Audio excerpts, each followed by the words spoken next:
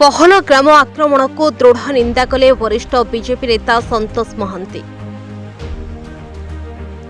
कटक जिला चौदरा पौरपालिका अंतर्गत ओटीएम दुर्गा बजार ठारे चौदरा कटक वरिष्ठ बीजेपी नेता संतोष महांती नेतृत्व में पहलग्राम आक्रमण को दृढ़ निंदा करने सहित एक कैंडल शोभायात्रा करते। तेबे पहलग्राम में गतकाली आतंकवादी माने जो पर्वर कांड घटाइले से 26 जनक निरीह जीवन चलीगला।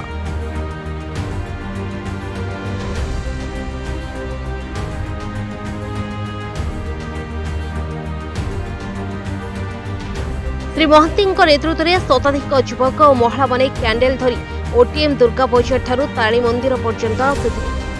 पहलग्राम आक्रमण में ओडिशा बालेश्वर जिलार परिवार को मध्य समवेदना जणाइथिले श्री महांती। शोभायात्रा शेष में शहीद होइथिबा परिवार वर्गों पई 2 मिनिट पर्यंत नीरव प्रार्थना करा। आमरी ओडिया पुओ को जो भली विभत्स हत्याकांड करा जायछि ता सहित भारत वर्षर मध्य 30 जन जो भली भाव हत्या करा जायछि तांको छोट छोट छुआ कुनि कुनि छुआ भी छिड़ाइछन तांको स्त्री मानक सम्मुख रे जो भली गुलीबिद्ध करा जायछि ये व्यवस्था को आम दृढ़ निंदा करूछु। कारण ये भारत एक शांतिप्रिय राष्ट्र एवं ताधर ओडिशा मध्य एक शांतिप्रिय राज्य। प्रधानमंत्री तांको मध्य आम निवेदन करूछु।